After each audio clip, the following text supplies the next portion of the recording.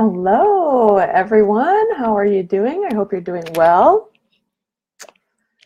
I will give you a couple moments here to hop on.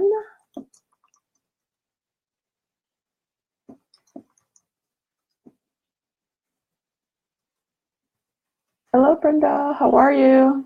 Do you have a snow day again today? We've been having a lot of those, haven't we? Snow days. Thankful for the precipitation, though, I guess, huh? What else can we do? Be angry? Depressed? Doesn't really serve anybody. Okay, so I'm going to put a couple invitations here for events and talk about those a little bit while we get people to join. So the first event is Soul Power, which will be held in Minnesota again, and it is in May, what is the date?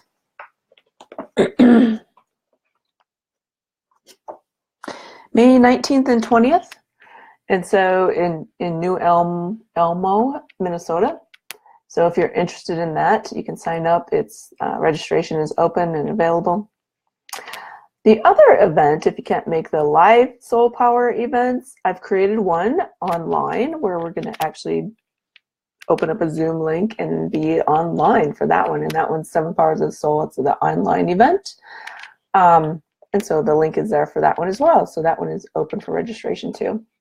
So I hope that you can join one of those events. They are the happening thing within our energy form. And we talk a lot about the 7 powers of the soul. And then we move into the New Earth plan and indigo energies, and kind of start to let you know what the crystalline energy is and how it's changing your DNA and transforming you. So I hope you can join one of those two events.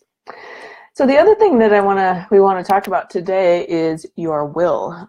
When I was young, I remember my mom would say something about breaking my will.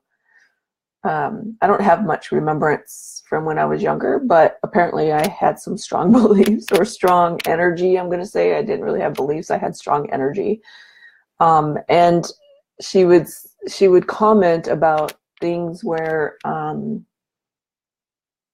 like, I believed in fairy tales, I believed in the fairies and warlocks and all those kinds of things. And like, I didn't watch TV back in those days because I don't even think we had a TV when I was really young. So I played make-believe a lot, and I had a lot of friends.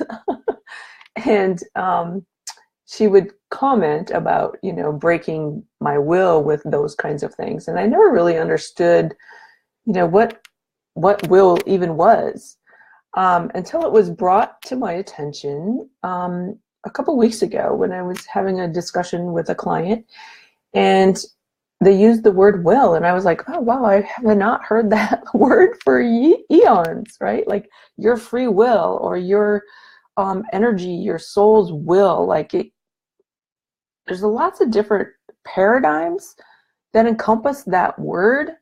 And I know that it can hold lots of power over people, especially if it's related to a certain belief or a family belief or a religious belief or whatever it is, and wherever that can come from. So I want to talk to you today about what is your free will, right? Like, humanity has this very strong belief that they're the only ones who have free will.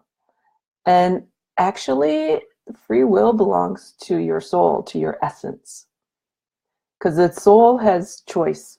It can choose where to go, how to go, what to do, right? It's not just a component of humanity. It's a component of the soul's energy, the essence of who you really are. So do you use your will? Or is it a word that it's a word that really has a lot of separation to it, is what I've noticed. For example, it's, for me, the word will or free will, depending on the context in which you're using the word, can keep you in illusion. Like the word hope for me keeps me in illusion. It never really comes. It never really happens. It's like the word tomorrow. It never really comes either, right? But we use it to sort of create a reality. So will is one of those words that can, it's just simply a belief, right? Like if you use your free will to make the decisions in your life, to make choices, to make actions that you take to create your emotions, then how do you use that to create your reality? So will is a belief system. Free will is a belief system. You can align totally with your ego because you have free will to do that, right? And does the ego provide a reality that is aligned with joy, bliss, happiness? You can also align with your soul, the essence of who you are, your soul, your God self. And does that provide a reality of joy, bliss, happiness, or whatever reality that you're choosing? So, excuse me. So having free will is consciously making decisions about who you are, what you are, how you are. Are you aligning with your purpose, or are you aligning with something other than your purpose? So paying attention to how you're using your will, especially in the new paradigm, in the new earth, it feels like it's going to be more and more important to understand what will is, your willingness to align or your willingness not to align, and how it creates the beliefs within you. So there's no scientific evidence of free will, right? Like there's no scientific backing or support of any kind. So that's how we know. That's a belief. But that's how it gets supported to understand what beliefs are. Because logical fact is just a logic. We don't need facts to back them up, just like we don't need facts or scientific fact to back up our belief systems. Because ultimately, it's the belief systems that create your reality about who you are and what you are. So because if you believe that you do not have the will to make decisions, then you're just a prisoner of your own beliefs. Because it's ultimately your free will that's going to create the beliefs in the first place. So I hope that makes sense. So we're going to move into questions now. So please ask your questions. Hello, everyone. Oh, we have groups, big group on today. Susan, Autumn, Terry, Jessica, TT, Tony. Hello, hello, hello. So I'm open for questions. We're taking lots of questions today. So go ahead, ask your questions. I'll wait. I'll be patient. Not for very long, but I'll be patient.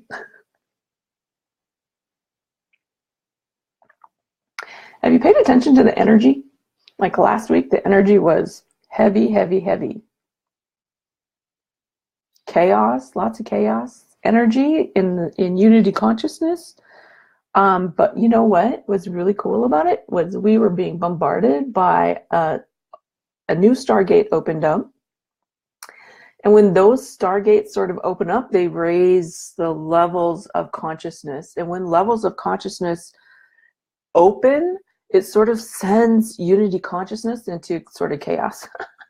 So that's how, and then when we tap into unity consciousness, we feel, because we're empathic, we feel the energy of that.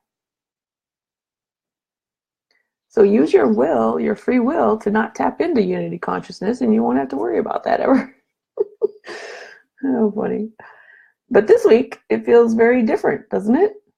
Hello, Jessica. Doesn't this week's energy feel really different? It's much lighter because of the Stargate. So what happens when I see the cosmos and I see the energeticness of stargates or solar flares or photon light coming in, what I see is once a Stargate opens up, like a whole bunch of energy rushes into that Stargate. Because there's lots of us who know that there's new availability to energy. New senses come aboard, right? Like our senses, we have so many more than what we think we have. And so we have access to the energy to open up those senses. And so a lot of us sort of like rush into that kind of energy so that we can remember more, have access to more. At the same time, that what happens when a good portion of us move energetically, there's a hole or a emptiness that sort of happens in unity consciousness. And unity consciousness does not like to change, right? It's sort of, it's not the ego at all, but it pays attention to the ego, and it pays attention to the soul, and it pays attention to all the energy influxes that we have. And so it moves, right? Like our energy moves out of that unity consciousness into this Stargate that opens. And then unity consciousness looks around and says, hey, what's happening here? What's going on? What's going on? What's going on? Right? And so that is how the chaos gets created within unity consciousness, is because they just don't understand that there's more. There's just always more. Oh, funny. Okay, Tony has a question. Keeping the positive magic energy going without fear setting in and stop the flow. Use your free will to make a decision not to allow the flow to stop. And that's a perception anyway, right? So fear, so when we have fear, that is totally the ego trying to keep us small or keep us limited or keep us from changing a belief pattern or an emotion or a thought form. So when fear comes in, ask yourself, what's the purpose? Right? If we have fear about something, ask what the purpose of having that fear is. Is it to protect me? Is it to keep me safe? Is it past life memory? Is it cell memory? What is it? Right? You want to know what it is, because you can't deal with it. You can't deal with fear unless you know what it is and what the purpose of it is. So go into a meditative state or do a walking meditation or whatever it is, however you can get to your higher levels of consciousness, and ask, what is this fear? Once you know what the fear is, it generally just dissipates and you don't have fear any longer. It's the belief that you have fear that stops you from flowing. I hope that makes sense. All right, people, keep asking your questions. Hello, Sarah. How are you? Jo Marie, Valerie. All right, so keep asking questions. Otherwise, I will pop off because I'm not too patient. I'm a little patient, not very much. Patience, that's a good word. Sorry, I'm choking to death. Patience. Did you know that my mother always used to tell me, you should have patience, because even at a young age, really young age, I didn't have patience. And she would say, you should have patience. You should be patient about things. You should ask for patience. Did you know that when you ask for patience, what do you get?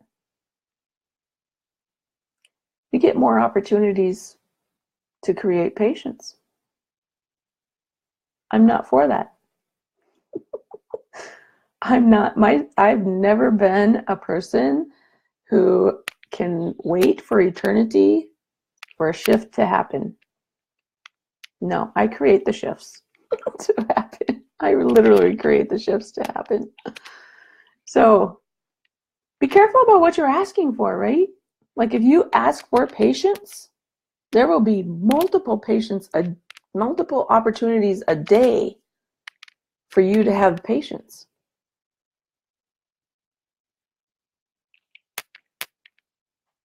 That's a horrible belief system for me. It's a horrible belief system for me. So careful what you're asking for. If you're asking for free will to make your own decisions, what are you aligning with when you make your decisions, right? Because if you're using your free will, which we all have, because it belongs to the soul's essence, it doesn't belong to humanity, although we use it as a human. And you want to have the free will to make your own choices, which you should be doing. What are you aligning with when you make those decisions? Are you aligning with your purpose, or are you aligning with your ego's purpose? Because they are not one and the same. They are not one and the same. Fear is what gets in my way the most. Redefine fear. What are you afraid of? Right? Like I used to be afraid of the world. Like I was afraid to travel. And now look at me. I travel all over the place by myself majority of the time. So where do your fears come from? And redefine the word fear. We use that so much that it's a go-to word. It keeps us in illusion just by using the word. Whoa. Think about that for a moment. Right? We use the word. Do we use the word to keep us from being aligned with our purpose?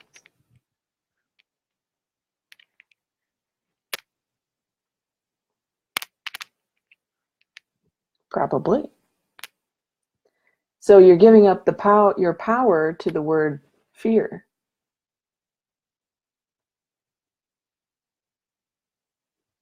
What you giving up your power for? You're the one that holds your reality. You create the reality. And if you're giving up your power of creating an amazing, blissful, joyful, fully imagined life, why? What's the purpose? Fear. It's just a word. Take back your power. It's just a word. Oh, perfect. Sarah says, you're right. For me, it goes back to being perfect. What does that word mean? Do you see how these words will started out today talking about the word will, like your free will or your will to make things happen? Words were created by separation to keep separation alive. When you move totally into your soul's essence, there's no words there. There's just a vibration. There's just a vibration. And it's through all of your senses that you can explore that vibration. Words have nothing to do with your vibration. A couple weeks ago, I was at a conference, right? And part of my job that day was to get people's lunches ready. And so I would write down their name, and then I would write their lunch menu. And I would say, I'm never going to remember your name tomorrow because it doesn't match your vibration. And I see things primarily in vibrations. And so we were talking about people's names and how the names primarily don't match their vibrations, but a lot of their middle names would match their vibration, which I found really interesting. So it's the words. right? Perfect. It's like the word failure. I was talking to a mother yesterday about her child, and she says, "Well, how do I get them to understand that it's okay to fail?" I said, "Why are you using the word fail?" It's a conjured up word to keep you small, to keep you in a lacking paradigm, same as the word perfect or fear. They all create lacking paradigms. Lacking paradigms belong to the ego because it's the ego that doesn't want to change. It just wants to stay the same, same, same. The soul uses words like joy or bliss or happiness because those allow some perspective of freedom, some other way that you can create your reality. So pay attention to the words. They do hold lots of power. And if they're holding power over you, take back your power. Don't give up your power to a word, right? Don't stop using those kinds of words. Erase them from your memory, literally. Erase them from your memory so that you never use them again. And please don't use them with other people. Because if they're holding power over you, they're probably holding power over someone else. And think about the lack that it's creating. Like, that's the purpose, right? If you have fear about something and it's creating lack of perfection, like you're not perfect enough to have something, then what's underneath that is worthiness. You're not worthy to have it because you're not perfect enough. Total lacking perceptions, which you will be afraid to try to even create anything in this world. Remember, we're moving into times of creation where you're the creator. How can you create from a lacking paradigm? What will you create from a lacking paradigm? So erase those words from your wisdom.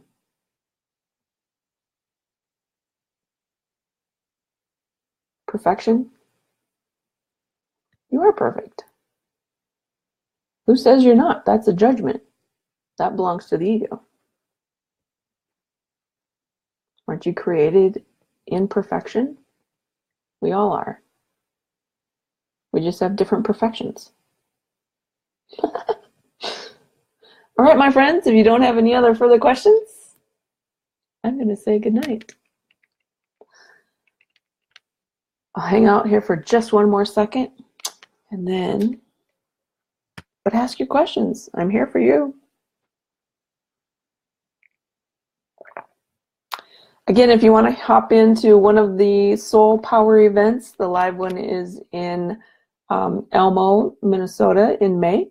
And then there's an online version that I've created that happens in May as well. Nope, that one's in June. So get signed up for those if you can. They're amazing. They're fun. You'll learn tons of stuff. Literally, they transform you. So, all right, my good friends, I hope you have an amazing evening. I love you, love you, love you. Oh, hold on. Jane has a question. Are we in a holding pattern right now? No, we're in an expansion pattern right now because of the Stargate that opened up last week. That those create expansion opportunities.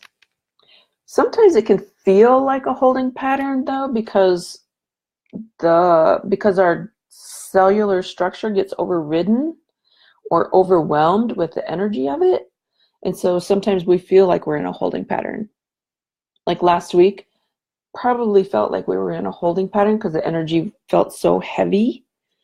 And it's when the heaviness like expands, that's when you know something's shifted, right? For last week, it was a Stargate that opened up. So, pay attention to those because that gives you vital information about how your energy flows, right? Sometimes we feel when the energy gets heavy, like we're stuck. Has nothing to do with us. Has everything to do with how we're moving or not moving with the energy. So great question. That makes sense. Good. Awesome. So no, we're very expansive right now. Like the energy is super light. So yeah, go out there and expand, see what other kind of pattern you can get into. All right, my loves. I'll see you next week. Take care and have an amazing night.